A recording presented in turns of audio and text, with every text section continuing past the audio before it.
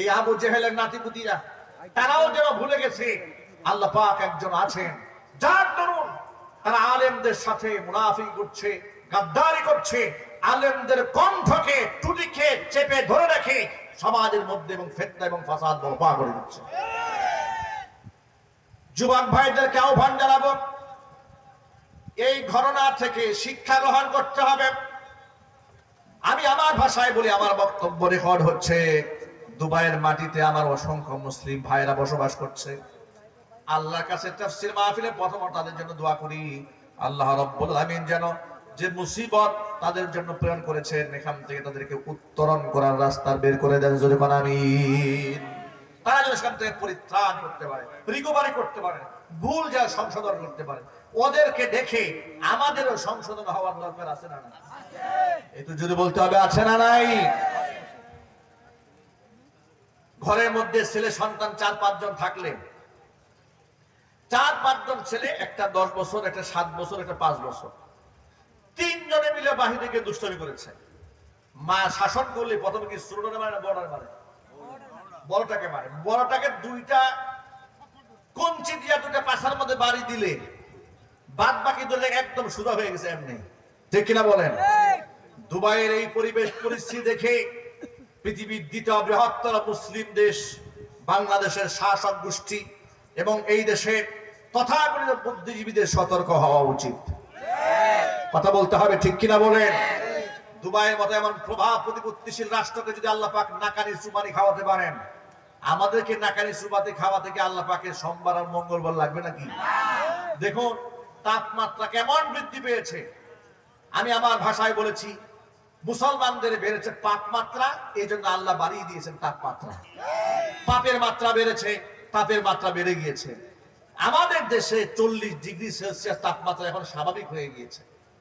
চিন্তা করা যায়, মানুষের একেবারে হাঁসফাঁস শুরু হয়ে গিয়েছে, মানুষ শ্বাস টানতে কষ্ট পাচ্ছে, ঘরে ঘরে রোগের সৃষ্টি হয়েছে, ছোট্ট ছোট্ট বাচ্চারা হসপিটালে ভর্তি হয়ে যাচ্ছে, অসংখ্য রোগীদের সংখ্যা দিন দিন বেড়ে যাচ্ছে।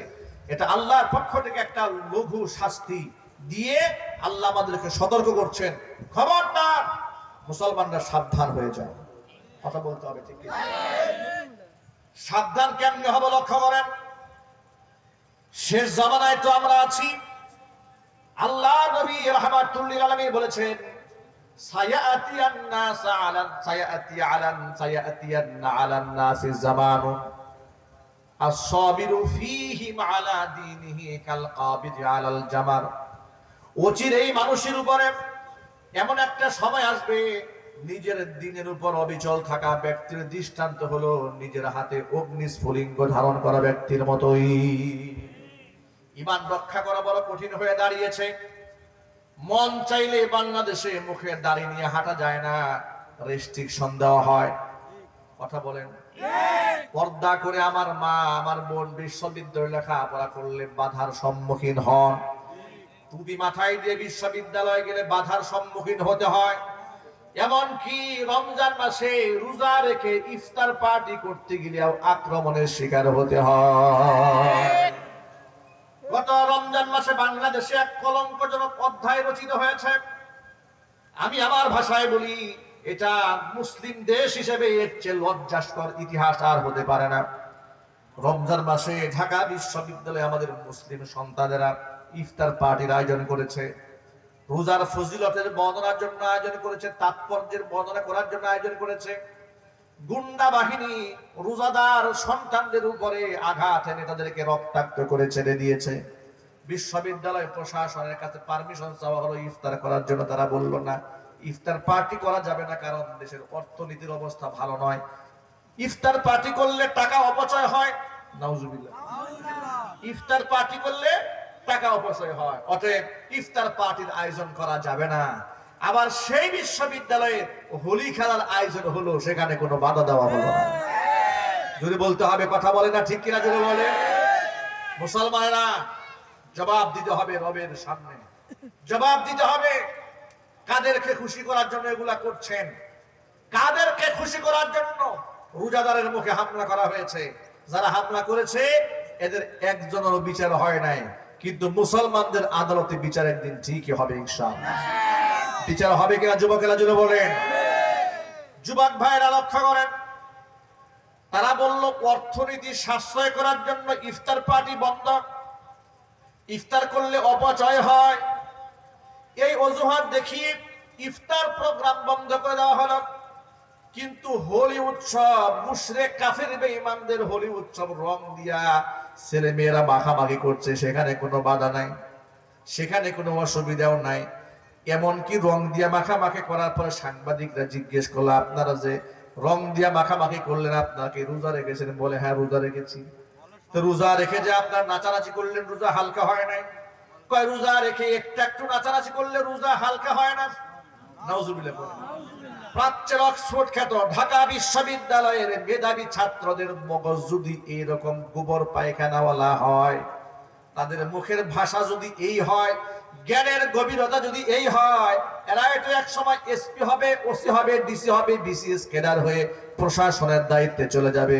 এই সমস্ত চিন্তা চেতনা নিয়ে যখন দেশের কর্ণধার হবে, তখন কোরআনের তাফসীর মাহফিলগুলা ওরাই বন্ধ করে দিবে। কথা বলতে হবে, ঠিক কিনা বলে? শুধু কি তাই যুবকেরা? এই দিক থেকে ওরা হোলি খেলাকে উৎসাহ দিল, রোজার প্রোগ্রামকে বন্ধ করে দিয়েছে। রাষ্ট্রের অর্থনীতির অবস্থা যদি এতই খারাপ থাকে, রোজার প্রোগ্রাম বন্ধ হয়ে যায়, কিন্তু পূজার প্রোগ্রাম তো বন্ধ হয় না। কথা বলেন না, ঠিক কিনা? শুধু কি তাই? এই যে পহেলা বৈশাখ নামক পূজা দেশে আছে না নাই? আরো জোরে। লক্ষ্মী পেঁচার পূজা, পুতুম পেঁচার পূজা, গরুর পূজা, গাধার পূজা। আর এই দেশে এমন কিছু কলা বিজ্ঞানী আছে যাদের কোনো আবিষ্কার নাই, আবিষ্কার আছে লেজ ছাড়া প্রাণী, মাথা ছাড়া প্রাণী। ওরা যে কি বানায় ওরা নিজেরাও জানে না। এই বছর বিরাট একটা মূর্তির মতো বানিয়েছে, মূর্তির মধ্যে আবার স্তনও দিয়ে দিয়েছে, মাথার মধ্যে শিংও দিয়ে দিয়েছে। ওরা যে কি আবিষ্কার করেছে!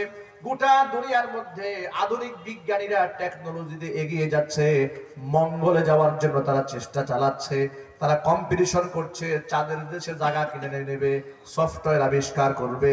আর আমার দেশের শাহবাগী কলা বিজ্ঞানীরা হুতুম পেঁচার মুখোশ আবিষ্কারের জন্য তারা মারামারি করছে। কথা বলতে হবে, ঠিক কিনা? ওরা আমাদেরকে মৌলবাদ বলে। আশ্চর্যের ব্যাপার, রাষ্ট্রের অর্থনীতি সাশ্রয় করার জন্য যদি রমজানের ইফতার পার্টি বন্ধ করে দেওয়া হয়, তাহলে পহেলা বৈশাখের নামে নোংরামি কেন বন্ধ করা হলো না? কিশোরগঞ্জের একেবারে হাওর অঞ্চলের 14 কিলোমিটার রাস্তা জুড়ে 9000 লিটারের উপরে রং মেখে হাওরের রাস্তা রং মাখানো হলো, আলপনা আঁকানো হলো।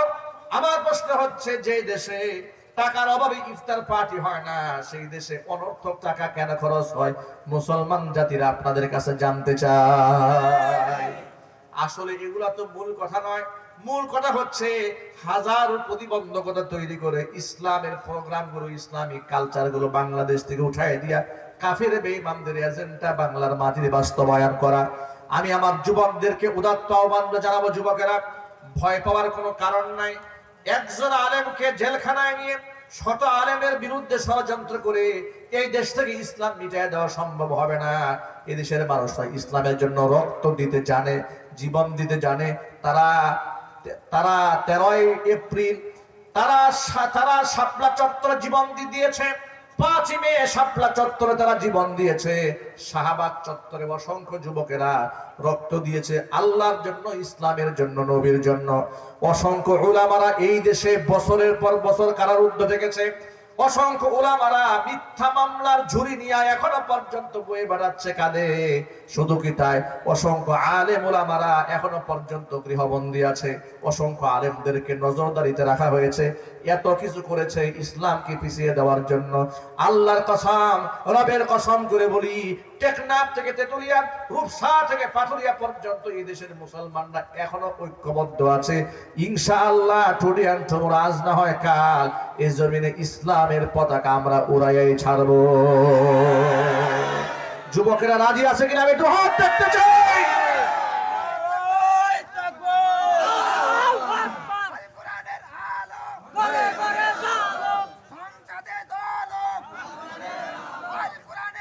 আমার যুবক ভাইরা, ইসলামের পথে জীবন দেওয়াটা এত সহজ নয়।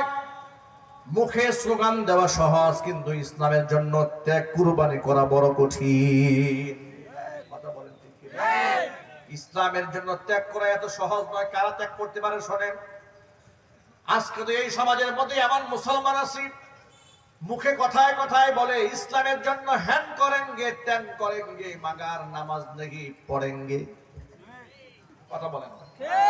মুখে দাড়ি নেহি রাখেঙ্গে, কিন্তু ইসলামের জন্য জীবন দেঙ্গে।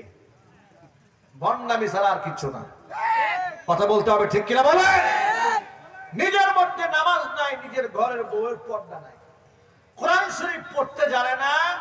আল্লাহ পাক কি বলেছেন? হালাল হারাম মানে না, সুদের ব্যবসা করে, ঘুষের ব্যবসা করে। আল্লাহর কসম, ইসলামের কর্মী সে কোনদিন হতে পারে না।